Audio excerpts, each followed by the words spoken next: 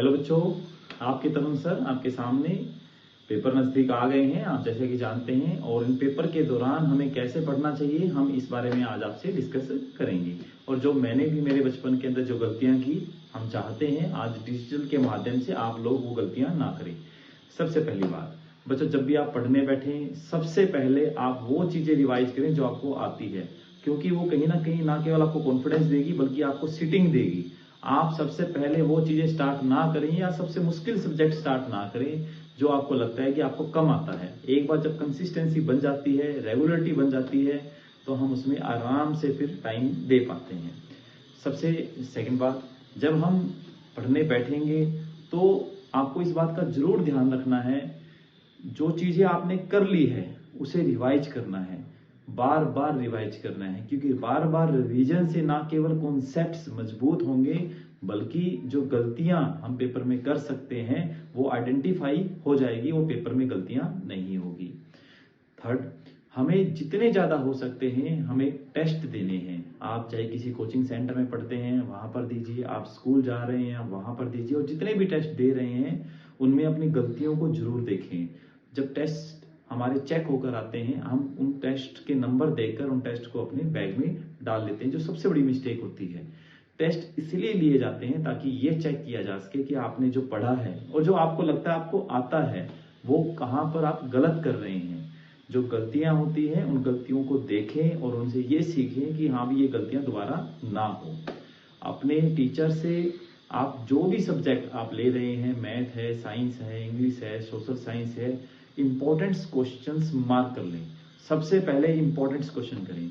बच्चों, जब एग्जाम होता है तो उसके अंदर हमारे पास एग्जाम्स में केवल 5% ऐसा कंटेंट होता है जो आता है, 95% कंटेंट ऐसा होता है जो हम घर से पढ़कर आते हैं। अब हमें ये डिसाइड करना है कि कौन सा कंटेंट इंपॉर्टेंट है और कौन सा कंटेंट ऐसा है जो हम सिर्फ पढ़ते हैं बट पेपर में नहीं आता है। ये हमारे जो एक्सपीरियंस टीचर होंगे वो हमें बता सकते हैं कि इंपॉर्टेंट क्वेश्चन कौन कौन से होते हैं। तो आप जब भी पढ़ने बैठेंगे तो अपने टीचर से मार्क किए हुए क्वेश्चन सबसे पहले जरूर समझें और उन्हें सबसे पहले जरूर करें।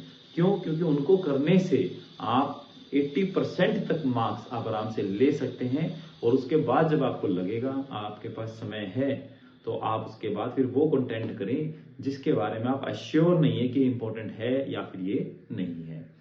सबसे बड़ी बात बच्चों, आप मोटिवेशन वीडियो देखते हैं, आप अपने दोस्तों को या टीचर्स के द्वारा जो बातें बताई गई होती है उन्हें भी ध्यान में रखते हैं, लेकिन कहीं ना कहीं ये बातें कुछ समय तक तो आपको मोटिवेट रखती है, आपकी बॉडी को एनर्जेटिक रखती है, लेकिन एक लंबे समय तक आप अगर पढ़ना चाहते हैं तो आपको अपने आप से एक वादा करना होगा कि आपको डेली कंसिस्टेंटली आपको पढ़ना है। आप ये देखें कि आप कितनी देर पढ़ रहे हैं और आपको हर रोज इंप्रूवमेंट करनी होगी। आज अगर आप 2 घंटे पढ़े हैं तो कल आप 2 घंटे से थोड़ी सी देर ज्यादा पढ़ेंगे, चाहे आप 2 घंटे 20 मिनट पढ़ें। कल आप अगर आप 2 घंटे 20 मिनट कल पढ़े हैं तो आप अगले दिन 20 मिनट 30 मिनट ज्यादा पढ़ें। आपको अपना सेल्फ स्टडी टाइम बढ़ाना होगा। बच्चों, कंसिस्टेंसी हमेशा एक ज्यादा काम करती है as compare to motivation. Motivation भी बहुत अच्छी होती है, लेकिन कंसिस्टेंसी मतलब आपको डेली पढ़ना है। ऐसा ना हो आज तो आप सारी रात पढ़ रहे हैं, पूरा दिन पढ़ रहे हैं, बट कल आप बिल्कुल भी नहीं पढ़े। वो कहीं भी आपको स्कोर अच्छा नहीं दिला सकता। अगर आपको एक अच्छा स्कोर चाहिए तो आपको डेली पढ़ना है, अपने टीचरों से कनेक्ट रहना है, डेली रिवीजन करनी है। आप जो टेस्ट दे रहे हैं उनमें से जो गलतियां आ रही हैं उन्हें आइडेंटिफाई जरूर करना है। और सबसे बड़ी बात बच्चों, आप अपने इस समय ज्यादा नोट्स पर बनाने में ध्यान मत दीजिए। क्यों? क्योंकि नोट्स बनाने में समय ज्यादा खराब हो जाएगा। ऐसे में आप रिवीजन कीजिए, जितने भी ज्यादा हो सकते हैं सैंपल पेपर्स को करने की कोशिश करें, जितने भी ज्यादा हो सकते हैं अपने आप को समय देने की कोशिश करें, र्यूमर्स पे मत जाएं। और सबसे बड़ी बात बच्चों, आप इस समय हो सकता हो तो अपने मोबाइल का प्रयोग कम से कम करें। जब भी आप पढ़ने बैठे तो मोबाइल एक बार वहां पर मत रखें जहां पर आप पढ़ रहे हैं, उसे किसी दूसरे रूम में या किसी ड्रॉर में डाल दें, क्योंकि मोबाइल कहीं ना कहीं आपको थोड़ी थोड़ी देर बाद अपनी तरफ जरूर खींचेगा और वो आपको मजबूर कर देगा कि आप एक बार मोबाइल को ओपन करें और देखें कोई नोटिफिकेशन तो आपके लिए नहीं आई हुई है।